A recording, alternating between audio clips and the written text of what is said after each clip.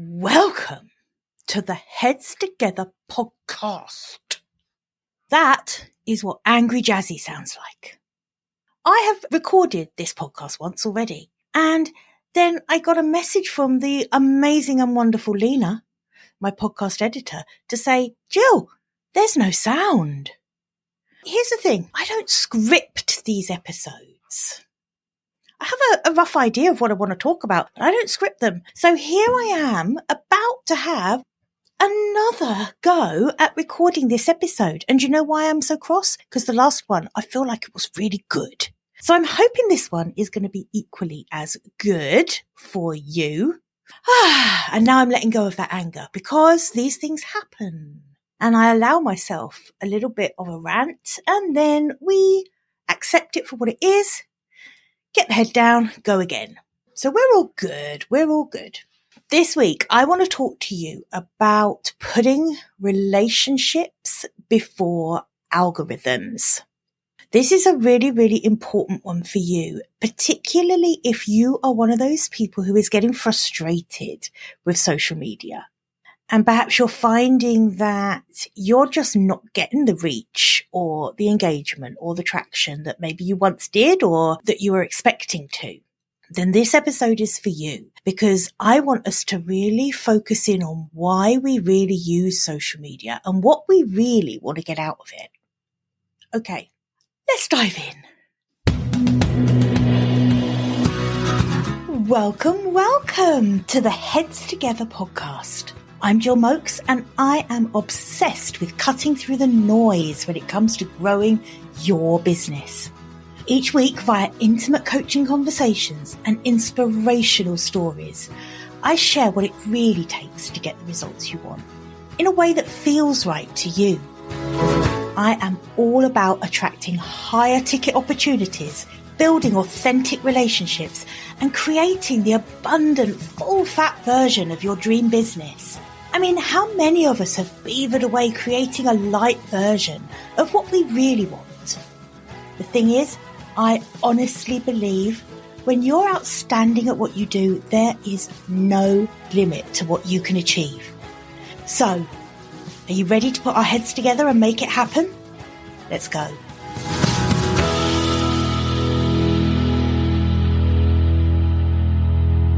You've probably heard me say this before, but sometimes I feel like social media becomes a bit of a dance with insanity. And it's this kind of crazy like for like, comment for comment, follow for follow. What's that? You unfollowed me? I'm unfollowing you.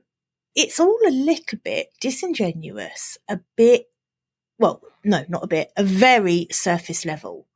I think we say the words, as in engagement and building relationships on social media, but I don't think we really take the time to plan and implement a way of doing that that's real. So that's what I want to talk about today. I think this is for you if you're ready to do social media a bit differently. I feel like we are at the moment drowning in this sea of sound the sames. Right? There are a lot of people who are following trends, and they're more attached to getting the trend right, the strategy right, than they are to actually building and nurturing new connections. And one of the signs of this is if you're a follower collector. Platforms like LinkedIn, for example, where you'll literally connect with anyone. You're just going to hit that accept button. Doesn't matter who it is, just because you just want that follower number to go up. And like Instagram, these like addicts who their day is ruined if they post something and it gets less than 50 likes, right? But I'm sure you've heard this expression before too. These are vanity metrics. They simply don't matter. They really don't matter. I tell you what does matter is understanding the part social media plays as part of an overall marketing strategy. Social media is way too fragile a basket to put all your eggs in. You know you have no control over changes that are made to the platforms. We've seen it recently. Algorithms change, the type of content that the platforms prioritize in the algorithm changes. You're not in charge of any of that. You're always playing catch up to that. And of course, the other thing is it's really impossible to tell when a platform's going to fall out of flavor. Look at Clubhouse, right? How many hours did we all waste, like zooming onto Clubhouse and listening in the audience to these random conversations? I thought Clubhouse was a great concept, and I know LinkedIn now has a similar function, which I'm definitely going to explore. I really liked Clubhouse as a concept, but it might have worked a few months ago. It's not even, is it still around? Oh my God, I don't even know. I'm going to have to look on my phone and see if there is still the app.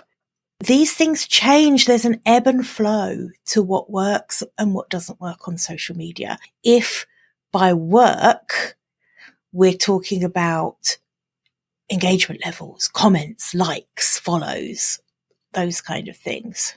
Now, if we look at it slightly differently and look at it about building relationships, we're far less likely to fall victim of that ebb and flow of trends of what's in favour and what's out of favour or flavour, whichever you prefer. Don't get me wrong on this. I am not a social media hater. I love social media. I can waste as many hours as the next person on social media. Love it. And it's a brilliant, brilliant marketing tool. It's free. How many marketing tools are actually completely free? It's a great tool. If, and here's the biggie, if you're using it to strategically build relationships with prospective clients, potential collaborators, circle of influence contacts off of the platform. There is no point in keeping those relationships on that platform and that platform alone. Most business coaches like me will coach their clients to focus on building your email list. It's important because here's the thing. You get to sculpt the profile of people on your email list. With the right messaging, the right brand, you are going to be able to attract the right people onto that list. And once that happens, then you have this collection of people who want to hear from you, who potentially want to buy from you, collaborate with you, inspire you. So it's really important that social media plays its part in that marketing strategy. But that part is, it's the first thing. It's the handshake. It's the calling card. I've heard it called those things. I quite like that analogy. It's the first interaction. And it's also a way of supporting people. So absolutely support other people's content if you love it. So it is a great way of building relationships in the beginning. But the goal needs to be then to move that relationship off of the platform and into what I call real life. I sounded like, oh, this won't travel across the pond. But for my fellow Brits, you know, the show Miranda, where the mother always says what I call, and it's something completely obvious that everyone calls it. That was a bit like one of those. So here's the thing. If you are selling a high value service or offer, then if you really master the art of relationship marketing, everything's going to change. Everything's going to change. You're not going to feel overwhelmed by that draw to be posting right, left and center with fingers crossed that your absolute dream clients are going to feel magnetized to you magically. You're not a magnet. You're never going to be a magnet, right? Visibility is awesome. It's brilliant. We need it. But actual connection is always going to trump that. It's better. It's what we're really looking for. And building relationships online, if you think about it, it's not so different from real life. Think about this. If you were at an in-person networking event, would you stride up to someone, thrust your business card under their nose and like shout in their face, "Do you want me to coach you?" You just wouldn't. Right? You would not do that. And yet I tell you, I bet there are other people out there who relate to this because this is how I feel about it. Every time someone sends me a connection request on LinkedIn, or a cold DM on Instagram with a long message. I don't know this person from Adam, and I get this straight away, this long DM saying, I do this thing for people just like you. Do you want this result? I can help you do this. Book a call with me now. I literally feel like they're shouting in my face. It's a terrible, terrible strategy. That's what I'm trying to say. And there is such a better way to build relationships if you have patience and if you are committed to building a prospect list of potential clients and collaborators who are absolutely right for you. And there are 4 things that I believe we all need to stop doing to make this work, to build real relationships instead of just watching follower numbers go up. And if you do sell these high ticket offers, this is just so important for you. So important. The first one, stop making it all about you. We spend tons of time, don't we? Well, certainly if you've worked with me or followed me for a while, then you know that I urge you to spend tons of time working on who that ideal client avatar is for you. Really getting to know them almost better than they know themselves. There is not a minute wasted when you are talking to, researching, understanding, following, listening to your ideal clients, because that is the gold. That's the information that is going to make your messaging, your offers perfect for them. So this is not wasted time. However, what I see happening is that we do all this work finding out what these clients' preferences are, their pain points, their desires, their secret dreams, all of those things. And then we literally completely ignore all of that and get back to telling them about what we do.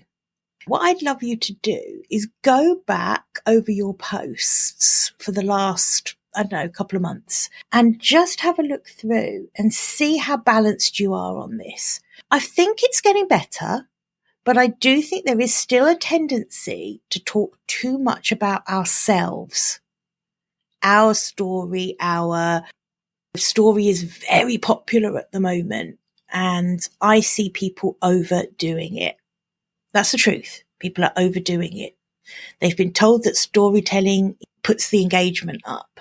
But the problem is, I think that storytelling is important and it plays a role, but it isn't the whole picture, and it tends to be about us. So I really want you to try and redirect your content back to what you know about your ideal clients and what they want and what they need and what they fear and what they want, but they can't even admit to themselves that they want. You know, the deep stuff. And get focused on showing instead of telling. So showing them that you identify with them, that you understand them. Don't tell them, I'm a coach and I've spent X amount of time training so that I can really understand what my clients want and need, right? That's about you. You need to show them that you really understand what they want and need and what they don't want and don't need and don't like by talking about that in your copy, in your social media captions.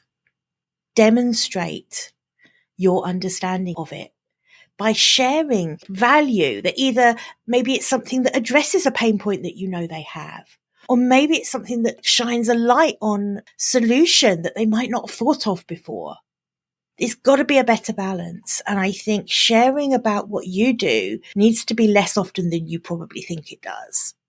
So that's the first one. The second thing is to stop being disingenuous. Now, I'm going to put my hand up as someone who has done this, still occasionally does it, but I am more mindful of it now. This is where you just go on these liking sprees, right? Hit and like without even reading the caption on the post. Ticking the engagement box by putting the bare minimum emoji and then thinking, right, brilliant, that's my engagement for the day done. Yeah? Resonating? It's not good enough. It isn't good enough. If you're serious about building relationships with the right people, on social media, then you've got to get really intentional about your engagement. Make a like from you mean something. Comment thoughtfully, really authentically, sharing your actual opinions. That is the relationship building stuff. And that is the stuff that sometimes in our quest for consistency and ticking all the boxes of engagement, etc., that is something that perhaps we lose sight of. I would way rather you spent a little amount of time engaging very intentionally and thoughtfully than spend hours just scrolling and liking. The third thing, stop needing reciprocation. This is that dance with insanity that I was talking about earlier. No more liking content just to get liked back. Definitely reward great content. Really reward great stuff that you read without exception. Absolutely. And cheerlead your clients and your prospective clients and really support their good content. Support your peers. Tell them when something's inspiring, but do it without expectation. Without any expectation at all. Be a generous marketer. I've always said this. It's like giving gifts at Christmas. Don't give to receive. On social media, be intentional, be thoughtful, reward with engagement the stuff that really resonates with you and that you think is excellent content. So that's the third thing. Let go of the expectation. Fourth thing, and we touched on this earlier, but this is the main one, I think. Stop trying to go too far on the first date. We've all done it. I know you want to get that prospective client's attention, especially if it's someone that you think, oh my God, I could so help this person. I know exactly what they need and I know exactly how to help them. You're desperate to be able to reach out to them and say, oh my gosh, quick, come on, we need to talk. I can really, really help you. But the problem is that it is something that's so rife now. The diving into the DMs, and maybe you send one message saying hi and nothing else. One of my also pet hates. Why would you do that? And then you'll send another message saying, how long have you been in business? And then you'll send a third message with your long pitch, right? Not good enough. Not good enough. It's going too far too quick. How much do you love it when someone does that to you? You just don't. You don't. No one does. It's pants. We're too sophisticated now on social media. We've all been doing it for too long now to fall for the, my heart kind of sinks a bit when I get a DM from someone that I don't know asking me how long I've been in business. Because I know what's coming next. And I don't want to be rude, but I also want to say, please don't do it. Stop.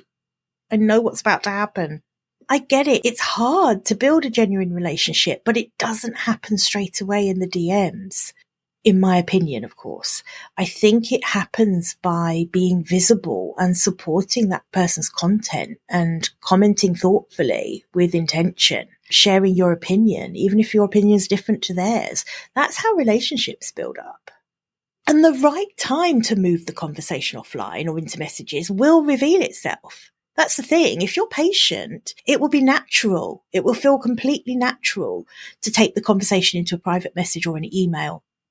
It's really all comes down to the whole of this podcast episode, really comes down to if you want to build relationships with prospective clients, collaborators, thought leaders online, on social media, you need to do it in the same way. Treat the people the same way you would offline in real life.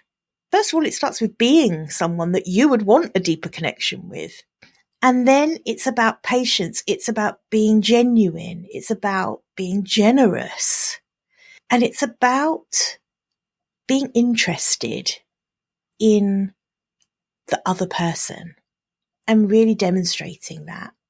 I hope this has been helpful. If it's something that you would like to explore for your marketing as a whole and where social media fits in to a really good, robust marketing plan, why don't you book a breakthrough session with me? It's jillmoakes.com/apply. It's GILLMOAKES.com/apply. You get 60 minutes with me.